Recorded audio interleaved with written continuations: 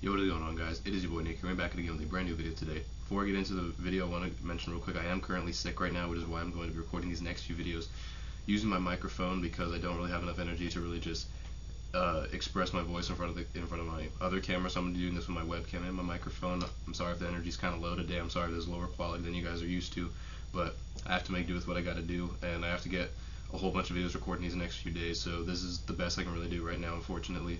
Today we're going to be continuing my series in which I review every single Marvel Cinematic Universe film up to the release of Ant-Man and the Wasp: Quantumania. Today we're going to be reviewing Iron Man 3, which is the first movie in Phase 2. So right before I get into Iron Man 3, I do want to mention real quick, this is kind of a movie that, as I go into it, I'm probably going to structure it different than my other reviews. There's a whole lot of things about Iron Man 3 that I really do like, and there's also some things that I'm not as big of a fan of. So real quick, I'm kind of just going to get into the things that I like about Iron Man 3. So it was directed by Shane Black, and it has our returning cast with Robert Downey Jr., Gwyneth Paltrow, Don Cheadle. All of them do a great job. I think that even though there's a lot of flaws in this movie, their performances were still very well done, and I like how they all work together and stuff. They did more with Jon Favreau's Happy Hogan this time around, which made me happy. He had more to do with the story this time, and I think more Happy Hogan throughout the series is just better because he's a really good character, to be honest, and I think he's probably an underrated Iron Man character. This movie also introduced us to Rebecca Hall as Maya Hansen, and she does a great job in this movie too, although she's not in it too much. We also get introduced to a kid named Harley, played by Ty Simpkins. Ty Simpkins does a really good job in this role. He's charismatic, he's fun, and he and Robert Downey Jr. have great on-screen chemistry with each other. This movie also has a really good storyline that I want to talk about, with Tony having PTSD from the attack in the Avengers. I think that's a really interesting storyline. I like what they did with it in this movie. I think it was an interesting way to progress Tony's character throughout the universe. This movie also has a lot of great action sequences, my favorite one of which being the plane sequence. I really like the plane sequence in this movie. I think it's really well shot, and I think it actually looks very good. I think it's a very impressive sequence that they pulled it off very well. And I also think the final battle in this movie is awesome. It has some great action sequences. It looks amazing. I think the CGI and the choreography for the final battle in this movie is amazing. And as with previous Iron Man's movies, this script also has some nice jokes and some witty banter between a lot of the characters, and I really do enjoy those aspects of this movie. Those are all the aspects of Iron Man 3 that I really do like, and I think does very well. But there's also some aspects that, unfortunately, I don't really like that much, so I kind of have to get into those. So, unfortunately, this one's going to have like more flaws than a lot of my other reviews. It's still a good movie, it's just that I feel like there's a lot that could have been better. And so I'm going to have to talk about the flaws a little bit. And I am going to talk technically some spoilers with these flaws, but only for this movie, not for any previous movies or any future movies, so you've been warned. My first flaw is I kind of feel like Tony acts somewhat out of character in this movie whenever he threatens the Mandarin. And like, I know that Tony Stark does have a little bit of an ego, I do understand that. However, I thought that was kind of just dumb of him, considering that he is a caring man. I thought that was just really kind of dumb of Tony to threaten the Mandarin just for his own ego, because I think that, you know, the guy who saved, you know, New York in the Avengers really shouldn't like do something like that. It seems very like against his character progression. I mean, I do kind of understand why they would do it for the plot, and I kind of understand that, you know, it shows Tony's flaws as a character, but it just seemed a little bit out of character for me personally, so I wasn't a huge fan of that. And even though I think Ben Kingsley and Guy Pearce give good performance, I feel like their characters are kind of botched by the script. So if you guys have seen this movie, you know that there's a whole plot twist where Tony threatens the Mandarin, played by Ben Kingsley, but then he finds out that Ben Kingsley is actually just an actor whose name is Trevor. The real Mandarin is Aldrich Killian, played by Guy Pearce, and even then he's not the real Mandarin, which is why I used air quotes.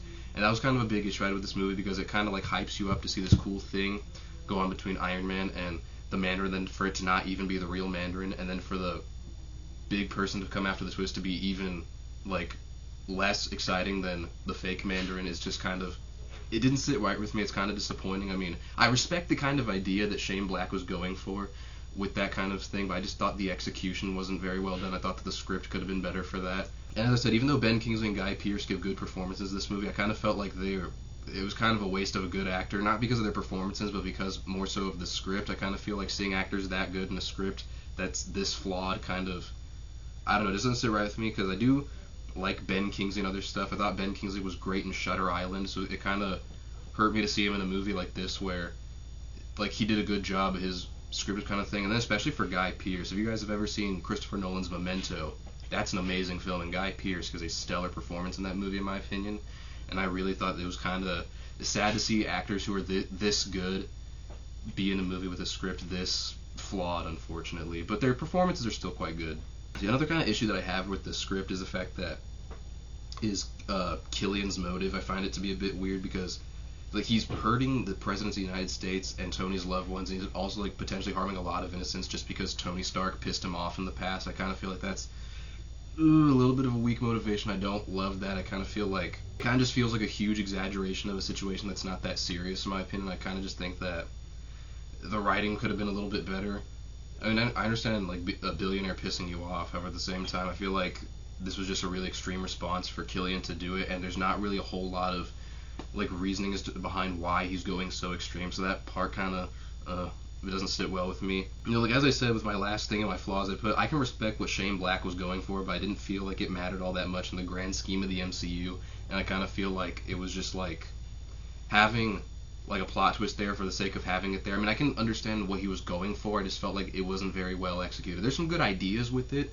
I kind of just feel like had it maybe been executed better, had the script maybe been written a little bit differently, it would have turned out way better. So unfortunately, I don't love Iron Man 3, but I do still enjoy it enough. I think it's a good enough movie. I don't think it's the worst MCU movie. It's just one of my lesser favorites, unfortunately.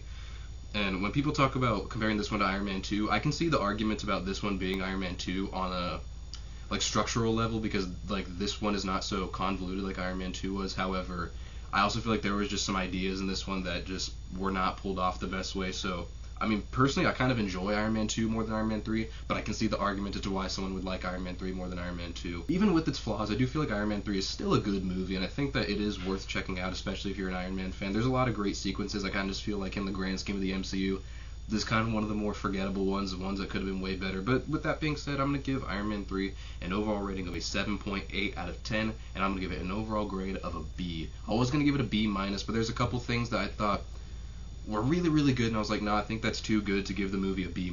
So I feel like a B is good enough, and a 7.8 because it's entertaining, just a little frustrating.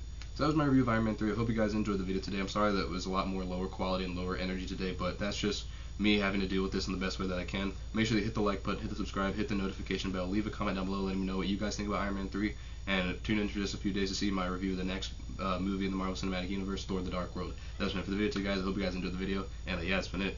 Peace.